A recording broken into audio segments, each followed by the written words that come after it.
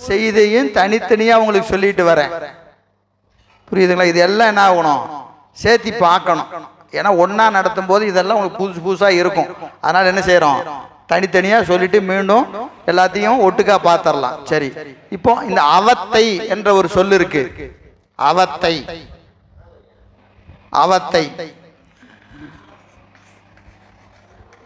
நிலை, வேறுபாடு, மாறுபாடு. நிலை, வேறுபாடு. அவத்தை என்ற சொல்லுக்கு என்ன பேருங்க, நிலை வேறுபாடு.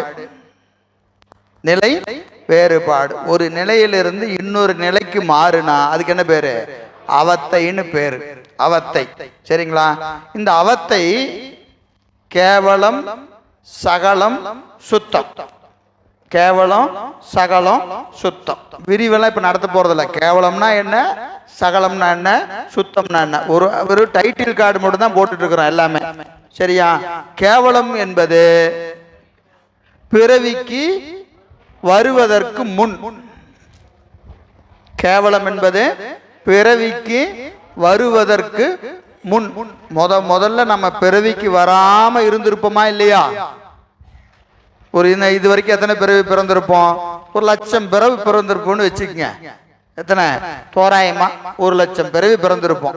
அப்போ 1,00,000 பிறவிக்கு முன்னாடி நாம எங்க இருந்தோம் அப்படின்னா கேவலத்துல இருந்தோம். கேவலம். கேவலம் என்ற சொல்லுக்கு என்னது, தனிமைன்னு பேருங்க. கேவலம் என்ற சொல்லுக்கு பொருள் என்னது, தனிமைன்னு பேர். தனிமை. பிறவிக்கு வருவதற்கு முன்பாக ஆன்மா இருந்த நிலைக்கு கேவல அவத்தை. கேவல அவத்தை. இந்த கேவல அவத்தை என்று சொல்லக்கூடிய நிலையில இந்த உயிர் எங்க இருந்தது அப்படின்னு கேட்டீங்கன்னா, இறைவன் பாருங்க,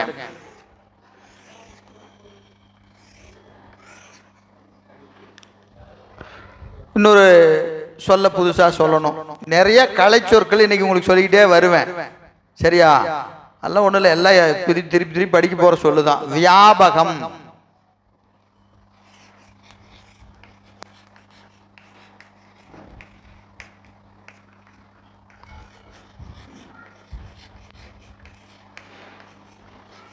வியாபியம்.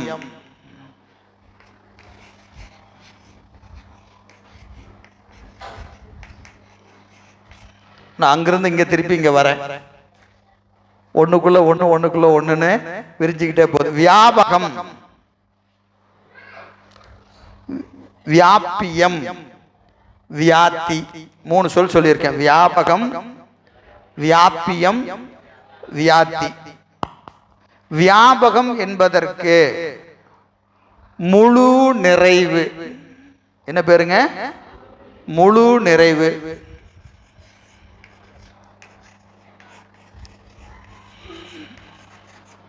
இது அடங்கிய நிறைவு.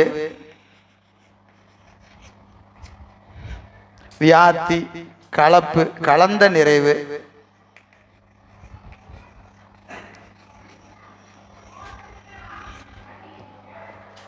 கலந்த நிறைவு. இதுக்கு எப்பவுமே ஒரே உதாரணம் தான். என்னது? கடல். கடல்ல இருக்கிற தண்ணி, தண்ணியில் இருக்கிற உப்பு. கடல் என்பது என்னதுங்க? அந்த நீர் பரப்பு. இப்ப கடல் இருக்கா இல்லையா, ஒரு பரப்பு இப்படி இருக்குமா இல்லையா, கடல் பரப்பு. இதுக்குள்ள என்ன இருக்கு? தண்ணி இருக்கு. ஃபுல்லா தண்ணி இருக்கு. தண்ணி ஃபுல்லா என்ன இருக்கு? உப்பு இருக்கு. எவ்வளவு கடல் இருக்கிறதோ அவ்வளவு என்ன இருக்கும்? நீர் இருக்கும். எவ்வளவு நீர் இருக்கிறதோ அவ்வளவு உப்பு இருக்கும். இப்போ உதாரணத்துக்கு 1,00,000 கன அடி, சும்மா நான் புரியறதுக்காக வச்சுக்குவோம் ஒரு கணக்கு. 1,00,000 கன அடி கொள்ளளவு எது இருக்கு? கடல் பரப்பு. கடல் பரப்பு எவ்வளவு இருக்கு? 1,00,000 கன அடி. சரிங்களா? 1,00,000 கன அடின்னு கேட்காதீங்க, சும்மா ஒரு நியூமரிக்கு ஒரு நம்பர் சொல்லணுமே நான் சொல்றேன். சரியா? 1,00,000 கன அடி என்ன இருக்கு? கடல் பரப்பு. கடல் பரப்பு. கடல்னா பரப்புனா அந்த நீர் இருக்கிற பரப்பு, மேல இருக்கிற கரை இல்ல, நீர் இருக்கிற பரப்பு 1,00,000 கன அடி. இப்ப தண்ணி எவ்வளவு இருக்கும்? 1,00,000 கன அடி இருக்கும். உப்பு எவ்வளவு இருக்கும்? 1,00,000 கன அடியிலும் உப்பு இருக்கும். இப்ப மூணுமே என்ன அளவு? ஒரே அளவு தான், 1,00,000 தான். மூணுமே 1,00,000 தான். ஆனா மூணு ஒன்னான்னு கேட்டா இல்ல. எப்படின்னு கேட்டீங்கன்னா, இந்த 1,00,000க்கு இடம் கொடுத்து நிற்பது கடல் பரப்பு. அந்த 1,00,000 எதுல அடங்கி இருக்கு? அந்த கடலுக்குள்ள அந்த 1,00,000 கன அடி அடங்கி இருக்கு.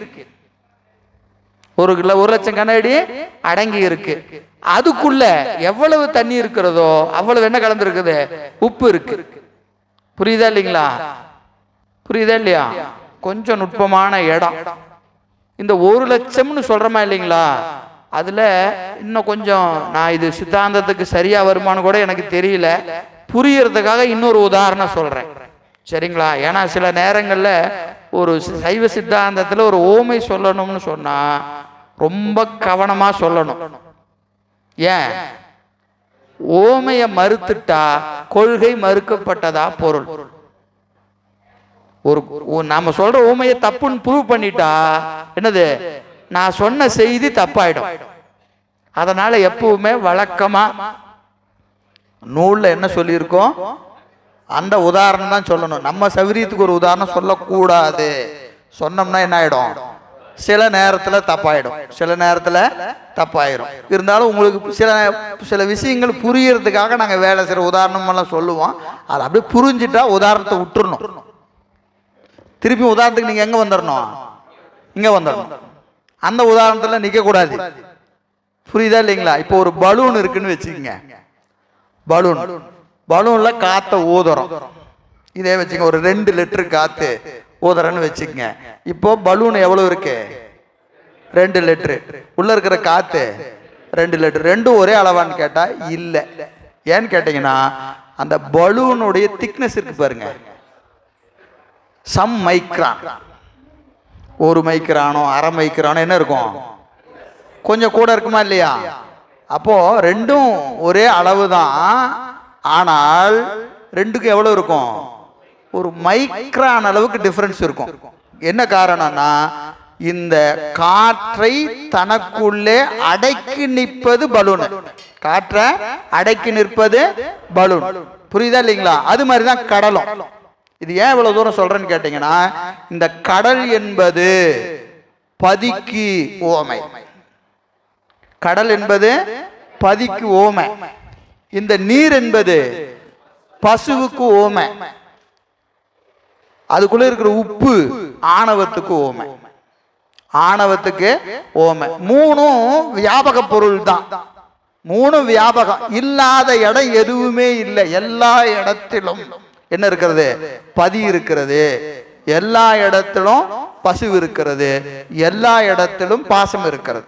ஆனால் இந்த பசு என்பது எதுக்குள்ள அடங்கும்? பதிக்குள்ள அடங்கிதான் நிற்கும், தனித்து நிற்காது.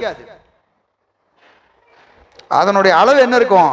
பதிக்குள்ள அடங்கிதான் நிற்கும். எவ்வளவு பசு இருக்கிறதோ, பசுவின் அறிவு எவ்வளவு இருக்கிறதோ அந்த அளவுக்கு ஆணவ மலம் இருக்கும். ஆணவ மலம் இருக்கும். அளவு என்னமோ ஒண்ணுதான், அளவு என்னமோ வியாபகம் தான்.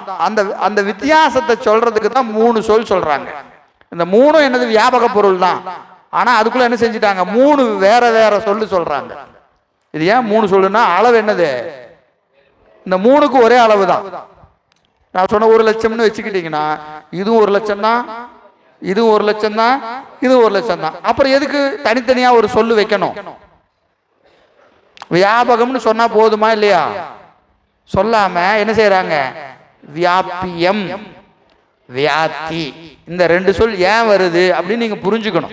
புரியுதுங்களா? வியாபகம் என்பது முழு நிறைவு, மொத்த அவுட்ரு மொத்தமா இருக்கிறது, முழு நிறைவு. அதுக்குள்ள ஒரு வியாபகம் இருக்கு. எவ்வளவு வியாபகம் இருக்கிறதோ அந்த அளவுக்கு என்ன இருக்குது? கடவுள் எவ்வளவோ, இறைவன் எவ்வளவோ அதே அளவுக்கு என்ன இருக்கிறது? உயிர் இருக்கிறது. ஆனா உயிர் என்ன செய்யாது? அந்த எல்லையை தாண்ட முடியாது. எந்த எல்லைய? பதிப்பொருளின் எல்லையை தாண்டி தனித்து நிற்கவே நிற்காது. அதனால இது அடங்கிய வியாபகம். இது வியாபகம். இது என்னது? அடங்கிய வியாபகம்னாவே என்னது? அடங்கித்தான் நிற்கும். எதுக்கு? பதிக்கு அடங்கித்தான் நிற்கும். பதியின் எல்லையை கடந்து தனித்து பசுப்பொருள் நிற்கவே நிற்காது. அதனால இதுக்கு என்ன செஞ்சாங்க? அடங்கிய நிறைவு. அடங்கிய நிறைவு. அடங்கிய நிறைவு என்பதற்கு வட சொல்லு வியாபியம். வியாபகம்னா நிறைவு, வியாபியம்னா நிறைவு தான். ஒரு டம்ளர் இருக்கு, 1 லிட்டர் டம்ளரு, 1 லிட்டர் பூரா தண்ணி ஊற்றி வச்சிருக்கோம். டம்ளர் எவ்வளவு? 1 லிட்டரு. தண்ணி எவ்வளவு? 1 லிட்டரு. அப்ப டம்ளர் என்பது என்னது? வியாபகம். தண்ணி என்னது? வியாபியம். ஏன்னா அந்த டம்ளருக்குள்ள அடங்கி நிற்குதா இல்லையா? அடங்கி நிற்குதா இல்லையா? அதுதான் இது. சரியா? அடுத்தது வியாப்தி என்பது என்னது? அதுல கலந்து இருக்கு. கடல் தண்ணி எவ்வளவோ அவ்வளவு என்ன இருக்கிறது? உப்பு இருக்கிறது. அது என்னதுங்க? கலந்த நிறைவு. எதோட கலந்து இருக்கு? தண்ணியோட உப்பு கலந்து இருக்கிற மாதிரி ஆன்மாவின் அறிவில என்ன கலந்து இருக்கிறது? ஆணவமாகிய மலம் கலந்து இருக்கிறது. இந்த 3 சொல் வச்சுக்கங்க. சரி, இதை விட்டுருவோம். அடுத்து இங்க வந்துடலாம்.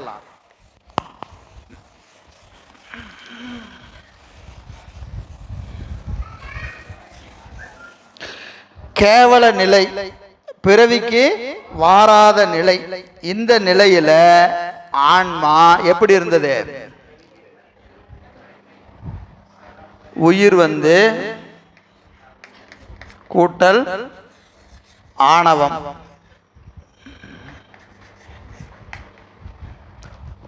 ஆன்மாவின் அறிவிலே ஆணவ மலம் கலந்து நின்றது. இப்ப 3 சொன்னோம். ஆணவம், கண்மம், மாயை. 3 சொன்னோமா இல்லையா? இதுல பிறவிக்கு வருவதற்கு முன்பாகவே ஆன்மாவின் அறிவை ஆணவ மலம் மறைத்து நின்றது. நீங்களாம் ஒவ்வொன்றுக்கா 1, 2, 3 ஒவ்வொன்றுக்கும் பாயிண்ட் போட்டு எழுதிக்கிட்டே வரணும். இதெல்லாம் கூட்டினீங்கன்னா அதை தான் 2 வருஷம் படிக்க போறோம். புரியுதா இல்லைங்களா? ஆன்மாவின் அறிவை ஆணவ மலம் மறைத்து நின்றது. எப்போ? பிறவிக்கு வருவதற்கு முன்பாகவே. பிறவிக்கு வருவதற்கு முன்பாகவே ஆன்மாவின் அறிவை ஆணவ மலம் மறைத்து நின்றது. சரியா? இதுக்கு ஒரு உதாரணம் என்னன்னு கேட்டீங்கன்னா, செம்புல இயல்பாகவே களிம்பு இருக்கும். செம்புன்னு இருந்தா என்ன இருக்கும்? களிம்பு இருக்கும். என்னைக்குங்க களிம்பு வந்துச்சு? எப்ப செம்பு இருந்ததோ அப்பவே களிம்பு இருந்தது. புரியுதா? அப்ப என்னது? என்னைக்கு வந்துச்சு? ஏன் வந்துச்சு? ஏன் வந்துச்சு? செம்புல களிம்பு ஏன் வந்துச்சு? ஏன் வந்துச்சு? இயல்பு. இயல்பு. இயல்புன்னு என்னது? காரணம் கேட்கக்கூடாது. அதனுடைய குணம். தங்கத்துல ஏங்க களிம்பு இல்ல? அது அந்த மெட்டலோட கேரக்டர். ஒரு மெட்டலுக்கு ஒவ்வொரு மெட்டலுக்கும் ஒரு கேரக்டர் இருக்கா இல்லையா? தங்கம் இயல்பாகவே களிம்பு இல்லாம இருக்கும், செம்பு இயல்பாகவே களிம்போட இருக்கும். புரியுதா இல்லைங்களா? இதுக்கு ஏங்க வரல, இதுக்கு ஏங்க வந்துச்சு அப்படின்னு கேட்டா என்ன சொல்லுவான்? யோ, அது அதோட கேரக்டரியா? புரியுதா? அது மாதிரி சிவம் இயல்பாகவே ஆணவத்தில் நீங்கி நிற்கும், ஆன்மா இயல்பாகவே ஆணவத்தோடு கூடி நிற்கும். பொன் என்பது சிவத்துக்கு ஓமை, செம்பு என்பது ஆன்மாவுக்கு ஓமை. சரியா? இப்போ பிறவிக்கு வருவதற்கு முன்பாகவே ஆன்மாவின் அறிவை ஆணவ மலம் மறைத்து நின்றது. ஆணவ மலம் மறைத்து நின்றது. சரிங்க. இப்போ இறைவன் என்னங்க செய்யறான் அப்படின்னு கேட்டா, இந்த ஆணவ மலத்தோடு கூடியிருப்பதினாலே இதற்கு இன்பத்தை நுகர முடியல. இன்பத்தை நுகர முடியல. இன்பம் எது? எது இன்பம்? சிவத்தோட சேர்றதுதான் இன்பம். இன்பமே என்னாலும் துன்பமில்லை. அப்புறம் தாமாருக்கும் குடியல்லா சங்கரன் நற்சங்கவன் குளையோர் காதில் கோமார்க்கே நாம் என்றும் மீளா ஆளாய் கொய்மலர் சேவடியினையே குறுகினோமே. யார் சொல்றார்? அப்பர் சாமி சொல்றார், திருத்தாண்டகத்துல சொல்றார். அப்போ இறைவனோடு கூடுதல் தான் நமக்கு இன்பம், இறைவனோடு கூடுதல் தான் இன்பம். இப்போ நம்ம சந்தோஷமா இருக்கிறோமா இல்லையா? சந்தோஷமா இருக்கிறோமா இல்லையா? இறைவனோட கூடியா சந்தோஷமா இருக்கிறோம்? மதிய சாப்பாடு வடை பாயாசத்தோட நல்லா இருக்கு, சாப்பிட்டா இன்பமா தான் இருக்கு. எங்கெங்க சிவபெருமானோட கூடணும்? சிவபெருமானோட கூடியா இன்பம் வந்துச்சே? வந்துச்சா? ஏன் வரல? அப்ப இது இன்பமா இல்லையா? இதெல்லாம் தற்காலிகமான இன்பம். இன்பம் மாதிரி தெரியும், இன்பம் மாதிரி தெரியும். இது நீடித்த இன்பம் இல்லை, நீடித்த இன்பம் இல்லை. ஏன்னு கேட்டா 2-3 காரணம் சொல்லலாம். என்னது? சாப்பிட்டாச்சு, சந்தோஷமா இருந்தாச்சு. எவ்வளவு நேரம்? எவ்வளவு நேரம்? நைட்டு 7 மணி வரைக்கும் தான் சந்தோஷமா இருக்க முடியும். 7 மணி ஆனோன்னு என்ன ஆயிடும்? அதாங்க மதியானம் சந்தோஷப்பட்டீங்கல்ல, அப்படியே இருங்க. யோ, அது மதியானம் முடிஞ்சிருச்சு, இப்ப என்ன செய்யணும்? நைட்டு சாப்பிடுங்க. அப்ப அந்த இன்பம் என்ன ஆயிடுச்சு? காலி ஆகி போச்சு. திருப்பியும் என்ன தேவைப்படுது? வேற இன்பம் தேவைப்படுது. அப்புறம் சரி, அதுதான் இன்பமா அப்படின்னு கேட்டா இவரு சொல்ற, மருத்துவர் சொல்றாரு, பாயாசம் வச்சாலும் அப்படிதான். என்னது? பெருமானுக்கு காட்டுற மாதிரி நிவேதனம் தான் நீ பண்ணிக்கணும், சாப்பிடக்கூடாது. ஏங்க, ஏற்கனவே நிறைய சாப்பிட்ட, நீ ஏற்கனவே நிறைய சாப்பிட்டுட்ட, இனி உனக்கு என்னது? கண்ணுல பார்த்துக்கோ, ஆசீர்வாதம் பண்ணு. எதை? பாயாசம் வச்சா ஆசீர்வாதம் பண்ணு, லட்டு வச்சா ஆசீர்வாதம் பண்ணு. இன்னும் கொஞ்சம் கூட போயிடுச்சுன்னு என்னது? White rice no, only chapati. என்னாச்சு? அட இன்பம் தானே, இன்பம் தானே. இன்பம் என்ன ஆயிடுச்சு? இப்போ துன்பமா மாறிடுச்சு. இப்ப இந்த இன்பங்கள் எல்லாம் இன்பம் போல தெரியும், நீடித்த இன்பத்தை கொடுக்காது. ஆனா பெருமானோடு கூடுகிற இன்பம் குடிக்கிட்டே போகும், போதுன்னு சொல்லவே தோணாது, போதுன்னு சொல்லவே தோணாது. அப்ப அதுதான் இன்பம். இதெல்லாம் இன்பம் மாதிரி மாறிக்கிட்டே இருக்கும். நீடித்த இன்பம் எது தராது? இந்த உலகத்துல அனுபவிக்கிற மாயையோடு கூடிய இன்பங்கள் நீடித்த இன்பத்தை தராது. சரிங்களா? எனவே இந்த ஆணவத்தோடு கூடியிருக்கிற ஆன்மாவுக்கு நீடித்த இன்பத்தை கொடுக்கணும்னு பெருமான் முடிவு செய்யறார். என்ன செய்யறாரு? இந்த ஆணவத்தை நீக்கணும், ஒரு அழுக்க நீக்கணும். அதுக்கு என்ன செய்யறாரு? 2 அழுக்க கூட்டுறார். எத? உயிர் ஏற்கனவே ஆணவம் இருக்கு, கூடவே கண்மம் மாயை. ஒரு அழுக்க நீக்கிறதுக்கு 2 அழுக்க கூட்டுறார். இதுக்கு உதாரணம் என்னது? துணி துவைக்கக்கூடிய வண்ணான். இப்பெல்லாம் வாஷிங் மிஷின்ல போட்டுறோம். பழைய காலத்துல என்ன செய்வாங்க? வெள்ளாவி வைப்பாங்க, ஒவ்வொரு மண்ணுல போட்டு பெரட்டுவாங்க. அது என்னது? ஒவ்வொரு மண்ணு ஒரு அழுக்கு, சட்டையில ஏற்கனவே அழுக்கு இருக்கு, அந்த அழுக்கு என்ன செய்யறது? இன்னொரு அழுக்குல போட்டு பெரட்ட வேண்டியது. அப்புறம் என்ன செய்யறது? ஊற வச்சு வெள்ளாயில வச்சு சூடு பண்ணி கழுவும் போது என்ன ஆயிடும்? இந்த அழுக்கு அந்த அழுக்கையும் எடுத்துட்டு போயிடும். ஒரு அழுக்க நீக்கிறதுக்கு இன்னொரு அழுக்க சேர்த்தி அதுக்கு என்ன செய்யணும்? கொஞ்சம் ஊற வச்சு வேக வச்சு ஒரு ப்ராசஸ் இருக்கு. அதுக்கு என்ன பேரு? ஒரு ப்ராசஸ். அந்த ப்ராசஸ் முடியும் போது இந்த அழுக்கு அந்த அழுக்க எடுத்துட்டு போயிடும். இந்த ப்ராசஸுக்கு தான் என்ன பேரு? பிறப்பு இறப்பு. இந்த பிறக்கிறதும் இறக்கிறதும் என்ன ப்ராசஸ்? துணித வைக்கிற ப்ராசஸ். அழுக்கு எது? ஆணவம் என்கின்ற ஒரு அழுக்கு. அறிவுல ஆணவம் என்கின்ற அழுக்க நீக்கிறதுக்கு கண்மம் மாயை என்று 2 அழுக்க சேர்த்தி பிறவியில் என்ன செய்யறாரு? அப்படியே விட வேண்டியது, வேக வைக்க வேண்டியது, கழுவ வேண்டியது. உடனே அழுக்கு போகணுமா இல்லையா? போகணுமா இல்லையா? அப்ப ஒரு பிறவிலேயே போகணுமே, போக மாட்டேங்குது. ஏன்? அது வெள்ளை துணியா இருந்தா பரவாயில்ல, என்னவா இருக்கு? கறி துணியா இருக்கு.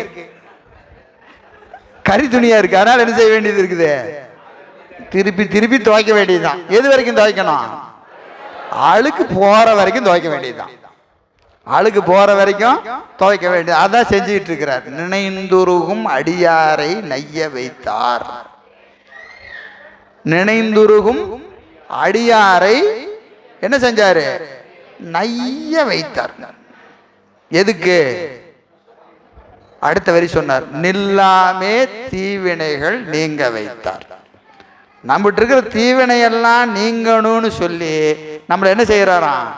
நஞ்சு போற மாதிரி பண்றாராம் பெருமான். யார் சொல்ற? அப்பர் சாமி சொல்றார். நினைந்து உருகும் அடியாருங்கிறார். பெருமான நினைஞ்சு நினைஞ்சு பெருமானே பெருமானே பெருமானே நினைக்கிற ஆள போட்டு கொன்னு எடுத்துறாரு. ஐயோ, கருணையே இல்லையானா உண்மையிலதாயா ரொம்ப கருணை வச்சிருக்கிறாரு. ஏன்? இந்த பிறவியிலேயே உன் கணக்கை பூரா செட்டில் பண்ணி உன்னை கூட்டிட்டு போகணும்னு முடிவு பண்ணிட்டாரு. அவனெல்லாம் நல்லா இருக்கிறானே, அவனுக்கு இப்ப வாய்ப்பு இல்லை. அவர் அடிஷன்ல இருக்கிறார். எது? வினையை ஈட்டி கொண்டு இருக்கிறார். வினைய ஈட்டி கொண்டு இருக்கிறார். நீ வினையை கழித்து கொண்டு இருக்கிறாய். எனவே உன் ஃபைலை எடுத்துட்டார். இப்போ முன்ன துவைக்கணும்னு முடிவு பண்ணிட்டாரு. ஏன்? சுத்தம் பண்ணணும்னா துவைச்சுதான் ஆகணும். வலிக்காம அடிக்க அப்படின்னு அடிக்க முடியுமா? என்ன செய்யணும்? ஓங்கி ஒரு அடி அடிக்க வேண்டியதா இருக்கு, வேற வழி இல்லை.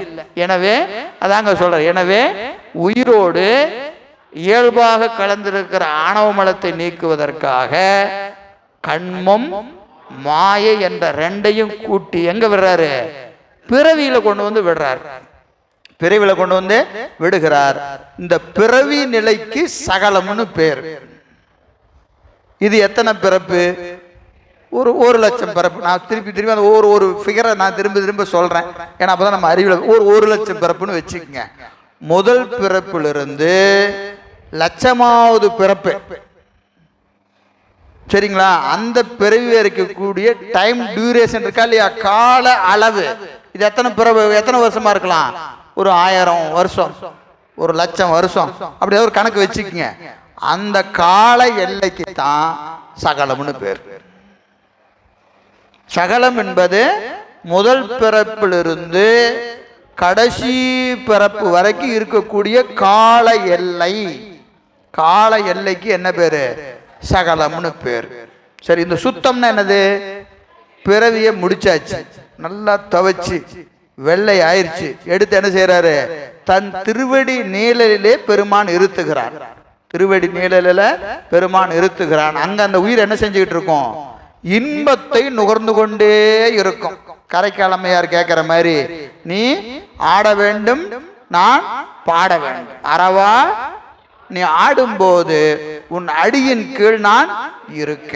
அப்போ அவன் ஆடிக்கொண்டே இருக்கிறான், இவர் பாடிக்கொண்டே இருக்கிறார், இன்பத்தை கொடுத்து கொண்டே இருக்கிறார், இவர் இன்பத்தை நுகர்ந்து கொண்டே இருக்கிறார். அந்த நிலைக்கு என்ன பேரு? சுத்த நிலை. சுத்த நிலை. இந்த மூணும் யாருக்கு? நமக்கு தான். இது நேற்றைய நிலை, இது இன்றைய நிலை, இது நாளைய நிலை. சரிங்களா? இப்போ இது இந்த ஆன்மாவினுடைய நிலை வேறுபாடு. சரி, இப்போ ஆன்மாக்கள் எத்தனை வகைப்படும்? உயிர் ஆன்மா எல்லாம் ஒண்ணுதான். உயிர் சிவத்தோடு இருக்கும், ஆணவன் நீங்கிரும்.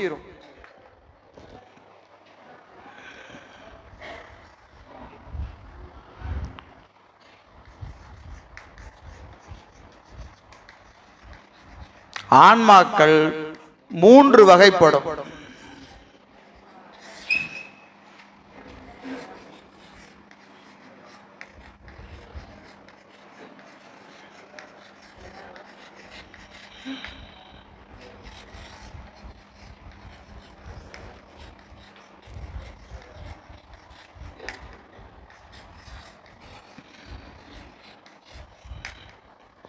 ஆன்மாக்கள் 3 வகைப்படும்.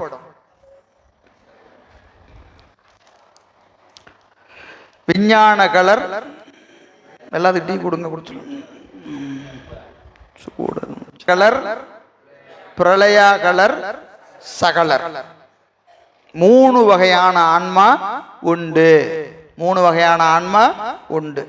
இந்த விஞ்ஞான கலர் என்கின்ற ஆன்மாக்கள், இதற்கு ஆணவ மலம் மட்டும் உண்டு.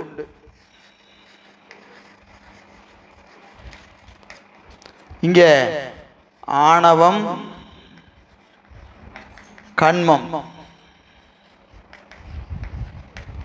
இங்க 3ம். இப்ப நான் இங்க சொன்ன இல்லைங்களா, ஆணவத்தோடு இருக்கும் இறைவன் கண்மத்தையும் மாயையும் கூட்டுவான். இதெல்லாம் யாருக்குன்னா சகலருக்கு தான். சகலருக்கு. சரியா? இங்கே இவங்களோட கணக்கு வேற. கணக்கு வேற. ஒருமல ஆன்மா, இருமல ஆன்மா, மும்மல ஆன்மா. ஒருமல ஆன்மா யாரு? விஞ்ஞான கலர். அவங்களுக்கு ஆணவ மலம் மட்டும் உண்டு. ஆணவ மலம் மட்டும் உண்டு. பிரளயா கலருக்கு ஆணவம் உண்டு, கண்மம் உண்டு. சகலருக்கு ஆணவம் உண்டு, கண்மம் உண்டு, மாயை உண்டு. மாயை உண்டு. அப்போ 3 வெரைட்டி இருக்கு. எதுல? உயிர்லயே. நாமெல்லாம் யாரு? சகல வர்க்கம். நாமெல்லாம் சகல வர்க்கம். இவங்கெல்லாம் எங்க இருக்கிறாங்கன்னு கேட்டீங்கன்னா, அதில் பின்னாடி நடத்துறோம். உங்களுக்கு தத்துவங்களை நடத்தும் போது இது வந்துடும். சரியா? நம்ம யாரு? சகல. நமக்கு ஆணவம் உண்டு, கண்மம் உண்டு, மாயை உண்டு. 3 நமக்கு உண்டு. இவர்களுக்கு ஆணவம் மட்டும் உடையவர், ஆணவம் கண்மம் உடையவர். ஒருமல ஆன்மா, இருமல ஆன்மா, மும்மல ஆன்மா. 3 வகையாக ஆன்மாக்கள் 3 வகைப்படும். ஆன்மாக்கள் 3 வகைப்படும். சரி, தேநீர் சாப்பிடுங்க. படும் விஞ்ஞான கலர், பிரளயா கலர், சகலர். இதுல நாம யாருங்க? சகலர். நமக்கு ஆணவ மலம் உண்டு, கண்ம மலம் உண்டு, மாயாமலம் உண்டு.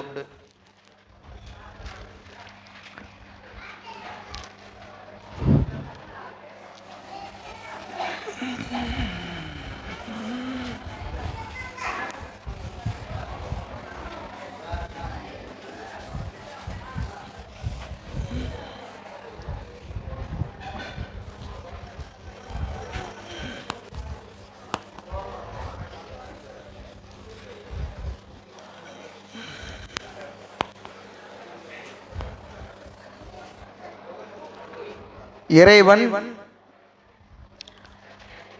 இயல்பாகவே ஆணவ மலத்தோடு கூடியிருக்கிற ஆன்மாக்களுக்கு ஆணவத்தை நீக்குவதற்காக என்ன செய்யறாங்க? கண்மமையும் மாயையும் கூட்டுகிறான். பிறவிக்கு வருவதற்கு முன்பாக ஆணவத்தோடு கூடியிருந்த ஆன்மாவுக்கு பிறவிக்கு கொண்டு வருகிறான். கொண்டு வருகிற போது எதை கூட்டுகிறான்? கண்மமும் மாயையும் கூட்டுகிறான். இந்த கண்மம் மாயை பற்றிய விரிவா பார்க்கணும். இப்ப அடிப்படையாக நம்ம முதல்ல சிந்திக்கக்கூடியது மாயையை பற்றிய விரிவு. மாயை தான் முதல்ல நம்ம விரிவா படிக்க இருக்கிறோம். அதுதான் உங்களுக்கு முதல் நூலும். இப்ப முதல் பாடம் எதுங்க? உண்மை விளக்கம். அது இன்னும் உங்களுக்கு அடுத்த வகுப்புல நூல் கொடுத்துருவாங்க. அதுல விரிவாக பேசுவது மாயையினுடைய இலக்கணம். அதுல ரொம்ப விரிவா நம்ம பார்க்க வேண்டியது 36 தத்துவங்கள். இப்போ உங்க கையில எல்லாருக்கும் ஒரு பேப்பர் கொடுத்துருப்பாங்க. மாங்காய் சாப்பிட்டுட்டு துடைக்கிறதுக்கு கொடுத்த பேப்பர்னு இது நினைச்சிடாதீங்க. தயவு செஞ்சு அது அந்த பேப்பர் இல்லை. இதை மாங்காயை கொடுத்துட்டு பின்னாடியே பேப்பரை கொடுத்தாங்க அப்படின்னு இது தொடச்சிடாதீங்க. சரியா? இது மிக மிக முக்கியமான ஒரு செய்தி. நீங்க முத்திநிலை வரைக்கும் உங்களுக்கு இந்த 36 தத்துவங்கள் கூடவே வரும். பழைய மாணவர்களுக்கு தெரியும், புதிய மாணவர்கள் நினைவில் வைத்துக் கொள்ளுங்க.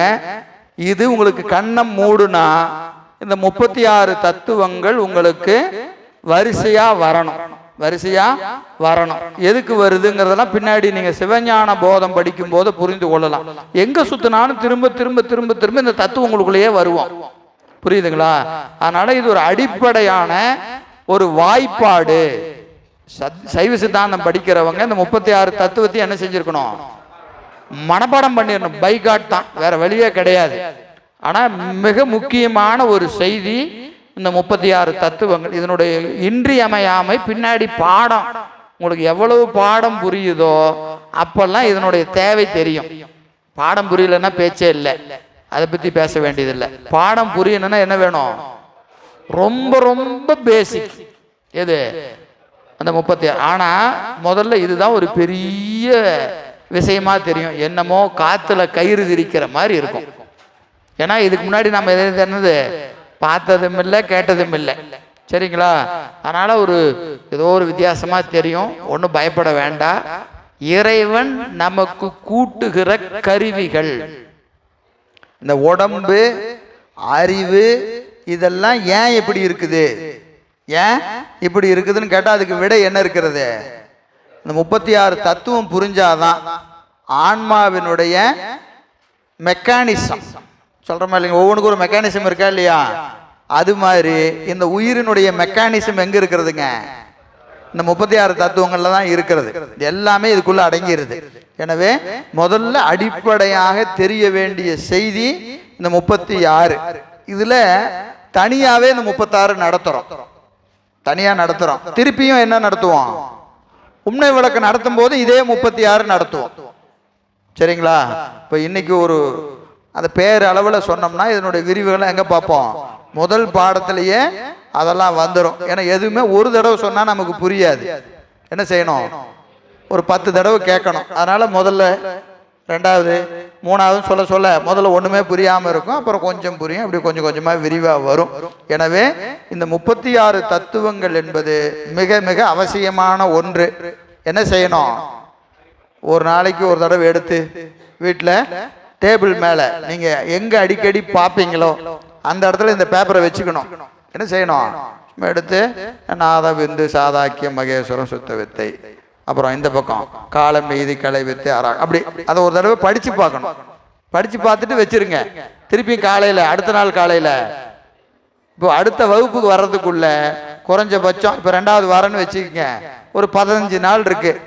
இந்த 15 நாள்ல நீங்க குறைஞ்சபட்சம் என்ன செஞ்சிருக்கணும்? 15 முறை இதை படிச்சிருக்கணும்.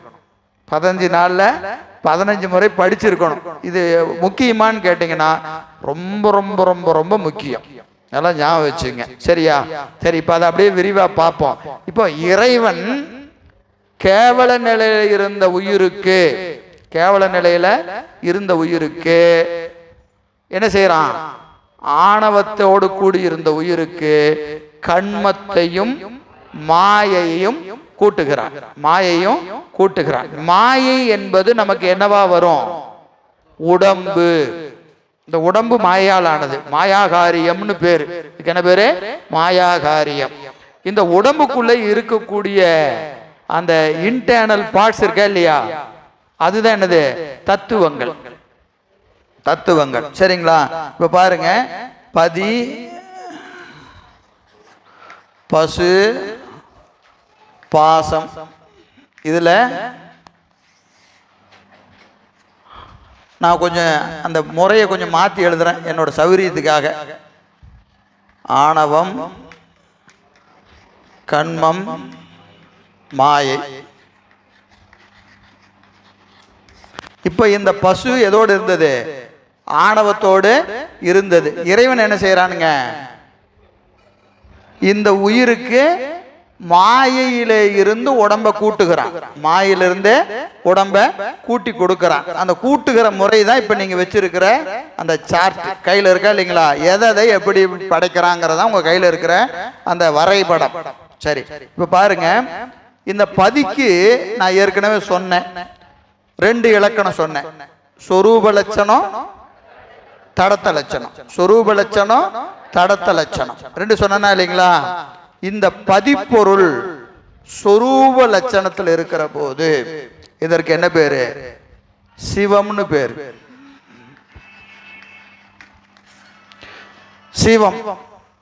சிவம் என்பது சொரூப சிவம். சொரூப சிவம். சொரூப சிவம்னு சொன்னாவே பெருமான் வேற எதனோடும் கலக்காம தன்னிலையில இருக்கிறது. தன்னிலையில இருப்பது. தன்னிலையில இருப்பதற்கு சொரூப சிவம்னு பேரு. இந்த பெருமான் கீழே இறங்கி வரான். கீழே இறங்கி வருகிறான். வருகிற போது பதின்னு பேர். சிவம் என்ன ஆகுது? பதி ஆகிறது. இதுக்கு இடையில கொஞ்சம் வேலை இருக்கு. நான் அதை இங்க உங்களுக்கு சொல்லலை. அது சிவஞான போதம் படிக்கும் போது பார்த்துக்கலாம். இப்ப சொல்ல வேண்டாம். பதி சிவம் என்ன ஆயிடுச்சு இப்போ? பதி. பதினா என்ன பேரு? தலைவன் பேர். பதி என்ற சொல்லுக்கு தலைவன். தலைவன் சொன்னா என்ன அர்த்தம்? தொண்டன் இருக்கிறான்னு அர்த்தம். யாருமே இல்லைங்க, நான் தான் தலைவன் அப்படின்னா, ஐயோ யாருமே நீ என்னையா தலைவன் கேட்பமா இல்லையா? சரியா? அப்போ யாருக்கு தலைவன்? பசுக்களுக்கு தலைவன். பசுக்களுக்கு தலைவன். அதனாலதான் அவன் என்ன பேரு? பசுபதி. பசுக்களின் தலைவன்.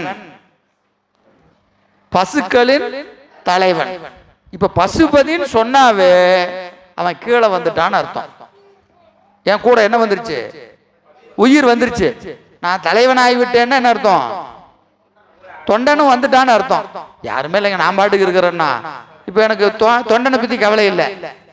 நான் தலைவன் சொன்னாவே யாரு கூட வந்துட்டாங்க? சொல்லாமே வந்தாச்சு. நான் மேல இருந்து கீழே இறங்கி வந்துட்டேன்னு அர்த்தம். சரியா? சிவம் என்ன ஆயிடுச்சு இப்போ? பதி ஆகிறது. பதி ஆகிறது. ஆகிறதுன்னு சொன்ன என்ன அர்த்தம்? இது அனாதி நிலை, இது ஆதி நிலை.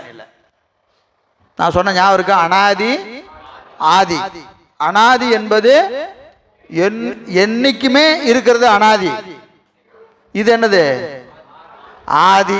அப்போ சிவமாக இருக்கிற பெருமான் உயிர்களுக்காக ஒரு படி கீழே இறங்குறான். தன் நிலையிலிருந்து என்ன செய்யறான்? ஒரு படி கீழே இறங்குறான். அவனுக்கு பேர் என்ன ஆயிடுச்சு இப்போ? பசுபதி. அதான் நம்ம இப்ப என்ன செய்யறோம்? பசுங்கிறத விட்டுருங்க, பதி. பதி ஆகிறான். பதி ஆகிறான்னு சொன்னாவே என்ன வந்துருச்சு? அது டைம் பவுண்டட். ஆங்கிலத்தில் என்ன சொல்லுவாங்க? கால வரையறைக்கு உட்பட்டது. கால வரையறைக்கு உட்பட்ட. அப்படி இருந்தவன் இப்படி ஆயிட்டான். ஆயிட்டான் அப்படின்னா என்ன அர்த்தம்? ஒரு நேரம் வந்துச்சா இல்லையா? அப்ப எது வரைக்கும் எப்படி இருந்தான்? இது எப்ப ஆனா அப்படின்னு கேள்வி எல்லாம் வருதா இல்லையா? எனவே பதியாகி அந்த சொரூப சிவம் தடத்த சிவமாக ஆகிறது. எப்ப ஆகும்? உயிர்களை நோக்குகிற போது. உயிர்களை நோக்குகிற போது. உயிர்களை நோக்கின உடனே இதுக்கு என்ன வந்துடும்? இறைவனுக்கு இயல்பாக இருக்கிற குணம் எது? கருணை. இறைவனுக்கு இருப்பது கருணை. அப்ப கருணையோடு எதை பார்க்கிறான்? உயிர்களை பார்க்கிறான். உயிர் எப்படி இருக்கு? உயிர் எப்படி இருக்கிறது? ஆணவத்தோடு கூடி, ஆணவத்தோடு கூடி மயங்கி கிடக்கிறது. இப்போ இந்த உயிர் பொருள்னு சொன்ன, அறிவு பொருள்னு சொன்னாவே அதுக்கு ஒரு இலக்கணம் உண்டு. என்னது? அறிவு, இச்சை, செயல்.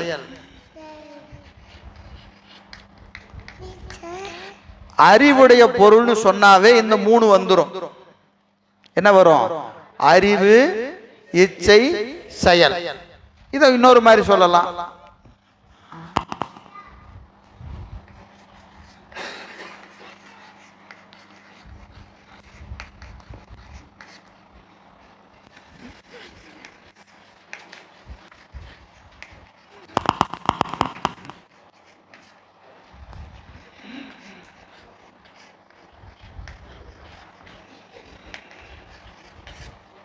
ஞான சக்தி, இச்சாசக்தி, கிரியாசக்தி. இந்த மூணு எதுக்கு வரும்? அறிவுடைய பொருள்னா இது இருக்கும்.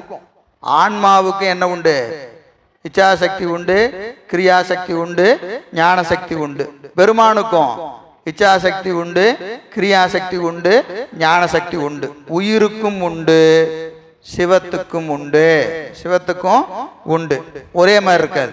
உண்டுன்னு சொன்னா ரெண்டு ஒன்றுன்னு சொல்லிடக்கூடாது. நம்முடைய இச்சாசக்தி வேற மாதிரி இருக்கும், இறைவனது இச்சாசக்தி வேற மாதிரி இருக்கும். நம்முடைய ஞான சக்தி வேற மாதிரி இருக்கும், இறைவனது ஞான சக்தி வேற மாதிரி இருக்கும். நம்முடைய கிரியாசக்தி வேற மாதிரி இருக்கும், இறைவனது கிரியாசக்தி வேற மாதிரி இருக்கும். இதற்கு ஒரு உதாரணம் சொன்னா தெரியும். ஞான சக்தி எப்படியோ அப்படித்தான் எது வரும்? இச்சையும் கிரியையும் வரும். இச்சையும் கிரியும். அறிவு எப்படியோ அதற்கு தக்கவாறு தான் என்ன வரும்? விருப்பம் வரும். அதற்கு தக்கவாறு தான் செயல் வரும். நம்ம கேட்குறோம், எவன்டா இந்த வேலையை செஞ்சது?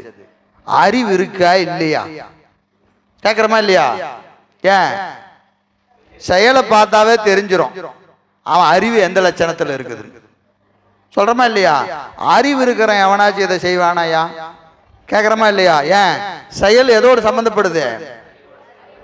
அறிவோடு சம்மந்தப்படுதா இல்லையா? ஏன்னா அறிவு எந்த லட்சணத்தில் இருக்குதோ செயலும் அந்த லட்சணத்துல தான் இருக்கும். லட்சணம்னா இது சொல்லிக்காதீங்க, இலக்கணம்னு பேரு. நீங்க லட்சணம்னு சொன்னா திட்டன்னு நினைச்ச கூடாது. ரொம்ப லோக்கலா பேசுனீங்கன்னா லட்சணம்னு சொல்றோம். அதுக்கு என்ன பேரு? இலக்கணம். அதனுடைய நிலைதான், அதனுடைய நிலைதான். அப்போ ரொம்ப முக்கியம் எது? அறிவு தான். அறிவு தான் எதை முடிவு செய்யுது? இச்சையையும் செயலையும் முடிவு செய்வது. இப்ப நீங்க நினைச்சு பாருங்க, நம்ம அறிவு கொஞ்சமாவது விளக்கம் பெற்றிருப்பதினாலதான் நீங்களும் நானும் இங்க உட்கார்ந்துருக்கிறோம். புரியுதா இல்லைங்களா? இல்லைன்னா நம்ம என்ன செய்யலாம்? எத்தனையோ இன்னைக்கு ஞாயிற்றுக்கிழமை வேற வேலை இருக்கு, ஒரு வகுப்புனா பரவாயில்ல, இது வேற சிறப்பு வகுப்பு வேற வைக்கிறாங்க. நாம போனா ஏதாவது அந்த வேலையை பார்க்கலாம், இந்த வேலையை பார்க்கலாம்னு என்ன செய்யலாம்? போலாமா இல்லையா? போகாம இங்க வந்து உக்காந்து இருக்கிறதுக்கு என்ன காரணம்? அறிவு கொஞ்சம் தெளிவா இருக்கு. அதனால விருப்பம் என்ன ஆயிடுச்சு? ஞான நூல் மேல விருப்பம் வருது. ஞான நூல் மேல விருப்பம் வரணும்னாவே அறிவு என்ன இருக்கணும்? படிநிலையில கொஞ்சம் உயர்ந்து இருக்கணும். படிநிலையில உயராம ஞான நூல்கள் மேல விருப்பம் நமக்கு வராது. அதே மாதிரி அதற்கான செயல் இருக்கணுமா இல்லையா? நான் வரணும்னு தான் நினைச்சேன், ரொம்ப ஆசைப்பட்டேன் அப்படின்னு எங்க இருக்கிறது? வீட்டில் உட்காந்துருந்தா செய்ய முடியுமா? அப்ப என்ன செய்யறோம்? அதற்கான ஒரு செயல் இருக்கா இல்லையா? இப்ப அங்கிருந்து இங்க வரணும், இங்க வந்தாலும் என்ன செய்யணும்? கேட்கணும். அப்பப்ப எல்லாம் உள்ள ஸ்டோர் ஆயிட்டு இருக்கு அப்படின்னு உட்காந்து பார்த்துட்டே இருந்தோம்னா மதியானம் கேட்டா தெரியாது. நம்ம நோட்டா ரெண்டு அடுத்த நாள் பார்த்தாவே நமக்கு புரியாது. நம்ம தான் எழுதணுமா? இது எதுக்கு எழுதணும்? என்னமோ சொன்னாரு, இதை எழுதணும். எழுதியே ஞாபகத்துக்கு வர மாட்டேங்குது. எல்லாம் டைரக்டா உள்ள அப்படியே போகும். அப்படின்னா அங்க ஒரு செயல் இல்லை, ஒன்னும் குற்றம் இல்லை, அந்த ஒரு நிலை. அப்போ அறிவு எவ்வளவோ அதற்கு தக்கவாறு என்ன இருக்கும்? செயல் இருக்கும். அறிவு எவ்வளவோ அதற்கு தகுந்த விருப்பம் இருக்கும். நம்ம ஒரு இடத்துக்கு போறோம், ஒரு புத்தக கடைக்கு போறோன்னு வச்சுக்கோங்க. புத்தக கடைக்கு போறோம், 2 பேர் போறோம், நண்பர்கள் 2 பேர் போறோம். போன உடனே நம்ம என்ன புத்தகத்தை எடுக்கிறோம்? இது என்னடா புத்தகம் அப்படின்னு எடுக்கிறத பார்த்தாவே என்ன தெரிஞ்சிடும்? மில்லினர் ஆவது எப்படி அப்படின்னு ஒரு புத்தகத்தை எடுத்தோம்னா எதுக்கு எடுப்போம்? நமக்கு ஆசை என்னது? மில்லினர் ஆவது எப்படி. உடனே டக்குன்னு அதை பார்த்த உடனே கை எங்க போவோம்?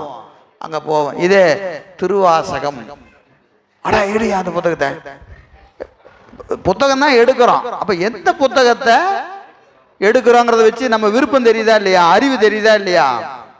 அது மாதிரி தான் விருப்பமும் செயலும் அறிவோடு சம்பந்தப்பட்டது. இப்ப பாருங்க, ஆன்மாவுக்கு அறிவு உண்டு. அறிவு உண்டு எப்போ? கேவலத்திலையும் ஆன்மாவுக்கு அறிவு உண்டு. கேவலத்திலையும் ஆன்மாவுக்கு அறிவு உண்டு. ஆனா அது என்னாச்சு? ஆணவ மலத்தினாலே முழுமையா மறைச்சிருக்கு. முழுமையா மறைச்சிருக்கு. எப்போ? எப்போ? கேவலத்துல. கேவலத்துல ஆன்மாவின் அறிவை எது மறைத்தது? ஆணவ மலம் எப்படி மறைச்சது? முழுசா மறைச்சிருச்சு. முழுசா மறைச்சிருச்சு. இப்போ அறிவு முழுசா மறைச்சதுனால இதுக்கு என்ன இல்லை? இச்சையும் இல்லை, செயலும் இல்லை. இச்சையும் கிடையாது, செயலும் கிடையாது. அது எப்படி கிடந்ததுங்க? கண்ணில்லா குளவி போல. கண்ணு தெரியாத குருடன் எப்படி இருப்பானோ அது மாதிரி கேவலத்துல ஆன்மா கிடந்தது. அப்ப பெருமான் என்ன செய்யறாரு? தனு கரண புவன போகம் நாளை கூட்டுறாரு. இதெல்லாம் திரும்ப திரும்ப திரும்ப சொல்ல வேண்டிய சொல்லு. தனு கரணம் புவனம் போகம். இந்த நாளையும் பெருமான் நமக்கு கூட்டுகிறான். எதை கூட்டுறான்? தனு கரண புவன போகம். தனுன என்னது? உடம்பு. தனுனா உடம்பு. கரணம் உடம்புக்குள்ள இருக்கக்கூடிய அந்த கரணங்கள், உடம்புக்குள்ள இருக்கக்கூடிய கருவிகள். உடம்பு, உடம்புக்குள்ள இருக்கிற கருவிகள், அதற்கு என்ன பேரு? கரணம்னு பேரு. கரணம்னு பேரு. புவனம் உலகம். நம்ம இருக்கிற ஒரு உலகம். இந்த உலகத்தையும் பெருமான் படைக்கிறான். அப்புறம் போகம், இன்ப துன்ப நுகர்ச்சி. இன்ப துன்ப நுகர்ச்சி. இப்ப பெருமான் என்ன செஞ்சிருக்கிறாரு? பிறவிக்கு வராம கிடந்தோம், உடம்ப கொடுக்கிறாரு. உடம்பை இயக்குவதற்கான கருவிகளை கொடுக்கிறாரு. அப்புறம் இந்த உடம்பை கொண்டு வந்து ஒரு உலகத்துல போடுறாரு. உலகத்துல போடுறாரு. உலகத்துல வந்த உடனே என்ன செய்யும்? இது வினையை செய்யும். வினைய செய்யும். செஞ்ச உடனே இதுக்கு என்ன வரும்? இன்பம் வரும், துன்பம் வரும், எல்லாமே வரும். அப்போ அதை அனுபவிக்கும். இன்பத்தையும் அனுபவிக்கும், துன்பத்தையும் அனுபவிக்கும். இந்த நாளையும் கொடுக்கிறார். யாருக்கு? எந்த ஆன்மாவுக்கு? கேவலத்தில் கடந்த ஆன்மாவுக்கு. தனு கரண புவன போகம். உடம்பு கொடுத்து, உடம்புக்குள்ள இருக்கிற கருவிகளை கொடுத்து, உடம்பு இயங்குவதற்கான உலகத்தை கொடுத்து, உலகத்துல இன்ப துன்ப நுகர்ச்சியை ஊட்டுகிறான். இதுதான் பெருமான் செய்யற வேலை. சரியா? இதை எப்படி ஊட்டுறாங்கிறதா இப்ப நம்ம தத்துவங்கள்ல பார்க்க போறோம். இந்த தத்துவங்கள் இதைத்தான் சொல்லுது. சரியா? இப்ப பாருங்க, இதே மாதிரி இறைவனுக்கும் என்ன உண்டு? அறிவு, இச்சை, செயல் உண்டு. நமக்கு இருக்கிற மாதிரி இறைவனுக்கு என்ன உண்டு? அறிவு, இச்சை, செயல். அவனது அறிவுக்கு என்ன பேரு? பேரறிவு. அப்புறம் இச்சை,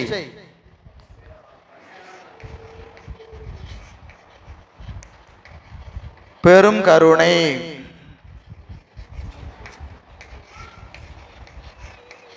பேராற்றல். பேரறிவு, பெரும் கருணை, பேராற்றல். அறிவு எதனால? ஆணவத்தால் மறைக்கப்படாத அறிவு. ஆணவத்தால் மறைக்கப்படாத அறிவு. அதனால அவன் என்ன அறிவுங்க? பேரறிவு. அறிவிக்காமலே அறியக்கூடிய அறிவு. அவனது விருப்பம் கருணை தான். அவனது விருப்பம் என்பது கருணை தான். அவனுடைய செயல் எப்படி இருக்கும்? பேராற்றல். சரியா? இதுல இந்த ரெண்டும் மாறும். இது மாறவே மாறாது. அவனது இச்சை மாறவே மாறாது. எது மாறும்? அறிவு மாறும், செயல் மாறும், கருணை மாறவே மாறாது. உதாரணத்துக்கு வச்சுக்குவோம். ஒரு ஆசிரியர் இருக்கிறார். ஒரு ஆசிரியர் இருக்கிறார். ஒரு 10 மாணவர்கள் படிக்கிறாங்க. 10 மாணவர்கள் படிக்கிறாங்க. இந்த 10 மாணவரும் ஒரே மாதிரி இருப்பாங்களா?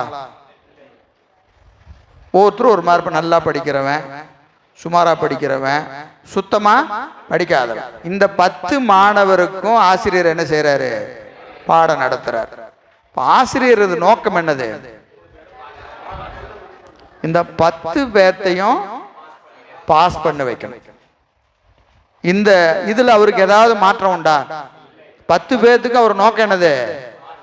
பாஸ் பண்ண வைக்கணும். இதுதான் அவருடைய நோக்கம். சரி, இப்போ இச்சை விருப்பம் அதுதானே? இச்சை அதுதான். ஆசிரியர் இச்சை எது? 10 பேரும் பாஸ் பண்ணணும். சரி, இப்போ அவரது அறிவு, அவரது அறிவு 10 பேர்த்துட்டு ஒரே மாதிரி இருக்குமா? ஏன்? இவன் எப்படி படிக்கிறான், இவனுக்கு எப்படி சொன்னா புரியும், அவனுக்கு அந்த மாதிரி பாடம் நடத்துவார். இவன் புரியவே புரியாது. இப்ப இவனுக்கு என்ன செய்யணும்? அவனுக்கு புரியுற மாதிரி நடத்தணும். சரியா? இவனுக்கு ஒரு தடவை சொன்னா போதும், இவனுக்கு என்ன செய்யணும்? 10 தடவை சொல்லணும். அவனுக்கு சொல்ற மாதிரி இவனுக்கு சொல்லக்கூடாது. இவனுக்கு வேற வேற வகைகளை சொல்லி, இல்ல ஜஸ்ட் பாஸ் ஆகுது பண்றா, இந்த குறிச்சி எதையாவது பண்ணு. அப்போ என்ன செய்யறாரு? அவன்கிட்ட இவரோட அறிவு வேற மாதிரி இருக்கும். இவர் அறிவு ஒரே அறிவு தானே. ஆசிரியருக்கு ஆளுக்கு ஆளு அறிவு மாறுதா? ஆனா அப்ளிகேஷன் என்ன ஆகுது? இந்த மாணவன்ட்ட வேற மாதிரி அப்ளை பண்ணுவார், இந்த மாணவன்ட்ட. இப்ப அறிவு மாறுதா இல்லையா? அடுத்தது செயல். இவன்ட்ட நடந்துக்கிற மாதிரி இவன்ட்ட நடந்துக்குவாரா? இவனை தம்பி சூப்பரா வாடா டீ சாப்பிடலான்னு, ஏன் நல்லா படிக்கிறான், தோல்ல கை கொடுத்து வா டீ சாப்பிட்டு வரலாம் அப்படின்னு என்ன செய்வாரு? கூட்டிட்டு போவாரு. நல்லா ஜாலியா அவனை சந்தோஷமா அவனை அப்படியே அப்ரிசியேட் பண்ணிக்கிட்டே இருப்பார். ஏன்னா நல்லா படிக்கிறவன் என்ன செய்யணும்? அப்ரிசியேட் பண்ணிக்கிட்டே இருக்கணும். அவன் இன்னும் நல்லா படிப்பான். இவனுக்கு என்ன செய்வாரு? பெரம்பு எடுத்து வச்சுக்குவாரு, அடிச்சு நொறுக்கி. இவருக்கு நோக்கம் என்னது? இப்ப செயல் மாறுதா இல்லையா? இவன்ட்ட வேற மாதிரி நடப்பாரு, இவன்ட்ட வேற மாதிரி நடப்பார். இப்போ ஒரு ஆசிரியர் என்ன செய்யறாரு? விருப்பம் ஒரே விருப்பம் தான். என்ன விருப்பம்? பாஸ் பண்ணணுங்கிற தாண்டி ஆசிரியருக்கு வேற நோக்கமே கிடையாது. மாறாம ஒரே நோக்கம் தான். ஆனா அறிவு மாறும், செயல் மாறும். செயல் மாறும். அது போல இறைவனது விருப்பம், இறைவனது விருப்பம் என்னது? ஒரே விருப்பம் தான். கருணை ஒண்ணுதான், மாறவே மாறாது. அந்த கருணை என்ன செய்யும்? கேவலத்தில் இருக்கிற ஆன்மாவை சுத்தத்துக்கு கொண்டு போகணும். முத்தி இன்பத்தை உயிர்களுக்கு கொடுக்க வேண்டும். முத்தி இன்பத்தை உயிர்களுக்கு கொடுக்க வேண்டும் என்கின்ற ஒற்றை நோக்கம் தான் பெருமாளுக்கு. வேற எந்த நோக்கமும் கிடையாது. நீங்க பெருமான்கிட்ட போய் என்ன கேட்டீங்கன்னாலும், என்ன கேட்டீங்கன்னாலும் சரி, நீங்க 1000 வகையா கேட்பீங்க, 1000 பொருளை கேட்பீங்க. கேட்டதெல்லாம் கிடைக்கும், கிடைக்காம போகும், நடக்கும், நடக்காம போகும். இது நம் வாழ்க்கையில ஒரு பிறவியில ஒரு 80 வருஷம் வாழ்றோம்னா, இந்த 80 வருஷத்துட்ட நம்ம பெருமான்கிட்ட கேட்டது, கேட்காதது, கிடைச்சது, கிடைக்காது எல்லாத்தையும் கூட்டி கழிச்சு பார்த்தீங்கன்னா, அவன் கொடுத்திருந்தாலும் அந்த நோக்கம் என்னவா இருக்கும்? உங்களை வீடு பேற்றை நோக்கி நகர்த்தணும். கொடுக்கலனாலும் உங்களை வீடு பேர்த்தை நோக்கி நகர்த்தணும். அவன் நோக்கம், அவன் கொடுக்கறது வேற வேற தினுசா இருக்கும். நீங்க நினைச்சுக்கீங்க, நல்ல மனைவி கொடுத்துட்டாரியா, எனக்கு போய் வந்து வாச்சுது பாரியா, இப்படி நம்ம பல வகையா பார்ப்போம். என்ன பண்ணினாலும் அவன் கடைசியா என்ன செஞ்சிட்டு இருக்கிறான்? நம்மளை அங்கிருந்து நகர்த்தி கூட்டிக்கிட்டே வந்துட்டு இருக்கிறான். நம்ம நகரகிறோம்னே நமக்கு தெரியாது. ஒரு பெரிய திருவண்ணாமலை கிரிவலத்துக்கு போறோம், 18 கிலோமீட்டர். நீங்க போய் ஒரு இடத்துல உள்ள நுழைஞ்சிட்டீங்கன்னா போதும், நீங்க எங்க நிக்கிறீங்கன்னு தெரியாது, எங்க நிக்கிறோம், நடக்கிறோமா நடக்கலையான்னு கூட தெரியாது. என்ன செய்யும்? அப்படியே நவுத்தி கொடுத்து கடைசியா எங்க நின்னீங்களோ கொண்டு வந்து விட்டுருவாங்க.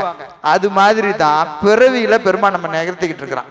நமக்கு இதை கேட்டோம், அதை நாம வேடிக்கை பார்த்துட்டு இங்க அது நல்லா இருந்தது, இங்க நல்லா இருந்தது, எதையாவது பார்த்துட்டு போவோம். ஆனா முடிஞ்சிடுச்சாமோ. ஏன்? இந்த வேடிக்கை பார்த்துட்டு நம்ம கவனம் அங்க இல்லை. ஆனா பெருமாள் என்ன செஞ்சுட்டு இருக்கிறாரு? அப்படியே தள்ளிக்கிட்டே இருக்கிறாரு. நம் வாழ்க்கையில கணந்தோறும் கணந்தோறும் நிகழ்கிற எல்லா நிகழ்வுகளும், நடந்தாலும் சரி நடக்கலனாலும் சரி, இன்பப்பட்டாலும் சரி துன்பப்பட்டாலும் சரி, இவை எல்லாம் இறைவன் திருவடியை நோக்கி நம்மை நகர்த்தி கொண்டே இருக்கிறது. நீங்க அறிஞ்சாலும் சரி அறியாட்டியும் சரி, நீங்க அறிஞ்சு போனா என்னது? அனுபவிக்கலாம். அறியாம போனா அனுபவம் தெரியாது. ஆனா காலம் அங்க அந்த செயல் நடந்துகிட்டே இருக்கும், செயல் நடந்து கொண்டே இருக்கும். எனவே அவனது கருணை மாறுவதே இல்லை, கருணை மாறுவதே இல்லை. எது மாறும்? ஞான சக்தியும் கிரியா சக்தியும் இடத்துக்கு இடம், ஆளுக்கு ஆள் மாறும். எல்லாருக்கும் ஒரே மாதிரி இருக்காது, எல்லாருக்கும் ஒரே மாதிரி இருக்காது. சரிங்களா? சரி, இங்கிருந்து தான் நமக்கு தத்துவங்கள் தோன்றுகிறது. பாருங்க, இப்போ இறைவன் இந்த மாயை என்று சொல்லக்கூடிய பொருளிலே இருந்து எதை படைக்கிறான்? உலகத்தை படைக்கிறான். உலகத்தை படைக்கிறான். பொதுவா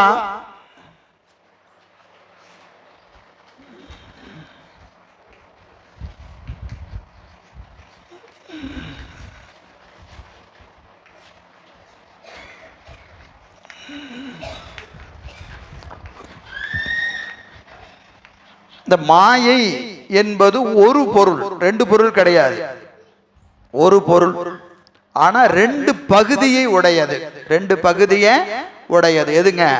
சுத்தமாயை, அசுத்தமாயை. இதுக்கு நான் அழகா ஒரு உதாரணம் சொல்லுவாங்க. என்னதுங்க? இந்த ஒரு காய் இருக்கு இல்லையா, இந்த சைடு என்ன சொல்லுவீங்க? மேல சிகப்பாவும் குண்டுமணி, ஒவ்வொரு இடத்துல ஒரு பேர் சொல்லுவாங்க. அந்த குண்டுமணி மேல சிகப்பா இருக்கும், கீழே கருப்பா இருக்கும் இல்லைங்களா? அது போல இப்ப கருத்த பகுதி அசுத்தமாக இருப்பதா நினைச்சுக்கங்க. ஒரு ஓமை தான். கீழே இருப்பது கருப்பா இருக்கிறது என்னதுங்க? அசுத்தமான பகுதி. மேல இருக்கிற சிகப்பு சுத்தமான பகுதி. இந்த மாயையில ஆணவ மலம் கலந்து நிக்குது. மாயையில ஆணவ மலம் கலந்து நிற்கிறது. கலந்து நின்ற பகுதி அசுத்தமாயை, கலக்காத பகுதி சுத்தமாயை. இப்ப அசுத்தம் சுத்தம் என்பது எதை பொறுத்து இருக்கிறது? ஆணவ மலம் இதுலயும் கலக்குது, ஆணவ மலம் இதுலயும் கலந்து நிற்கிறது. ஆணவ மலம் கலக்காத பகுதிக்கு சுத்தமாயை என்றும், ஆணவ மலம் கலந்த பகுதிக்கு அசுத்தமாயை என்றும் பெயர். சரியா? இது புரியுதா? ஏன்னா இதுல இருந்து நான் ஒவ்வொரு ஸ்டெப்பா உங்களுக்கு விளக்கிட்டு வரணும். அப்போ மாயை என்பது எப்படி இருக்குதுங்க? ஒரு பொருள், ரெண்டு பொருள் கிடையாது. நல்லா ஏன் அதை அழுத்தி சொல்றேன்னா, இதெல்லாம் பின்னாடி தேவைப்படும். மாயை என்பது ரெண்டல்ல, ஒன்று. அது ரெண்டு பகுதியை உடையது. ஒன்று சுத்தமாயை, இன்னொன்று அசுத்தமாயை. சுத்தமாயை என்பது ஆணவ மலம் கலக்காத பகுதி, அசுத்தமாயை என்பது ஆணவ மலம் கலந்த பகுதி. அதான் அந்த குண்டுமணி போல சிகப்பு கருப்பு. கருப்பு என்பது அசுத்தம், சிகப்பு என்பது சுத்தம். அப்படி ஒரு வச்சுக்கங்க. இப்போ பதியாகிய சிவம், பதியாகிய சிவம் உயிர்களுக்கு என்ன செய்யறாரு அப்படின்னு கேட்டீங்கன்னா, உலகத்தை படைத்து கொடுக்கிறார். உலகத்தை படைத்து கொடுக்கிறார். அது படைத்து கொடுக்கிற போது எப்படி வருதுன்னா, வரிசையா ஒவ்வொன்னா ஒவ்வொன்னா ஒவ்வொன்னா 36 தத்துவங்களை படைக்கிறார். 36 தத்துவங்களை படைக்கிறார். இந்த தத்துவங்களை ஒரு ஃபார்முலா, வாய்ப்பாடு மாதிரி வச்சுக்கங்க. விரிவு திருப்பி நம்ம அடுத்தடுத்து பார்க்கணும். அடுத்த வகுப்புலையும் இதே தான் நடத்துவோம். அடுத்த வகுப்புலையும் இதான் நடத்துவோம். சரியா? இப்ப பதியாகிய சிவம் உயிர்களுக்காக, யாருக்காக இதை படைக்கிறாரு? உயிர்களுக்காக மாயையிலே இருந்து உலகத்தை படைக்கிறான். உலகத்தை படைக்கிறான். படைக்கும் போது எப்படி படைக்கிறான்னா, ஒரே மாதிரி படைக்கிறது இல்லை. ஒரே மாதிரி படைக்கிறது இல்லை, பல வகையா படைக்கிறான். ஏன் பல வகையா படைக்கணும்?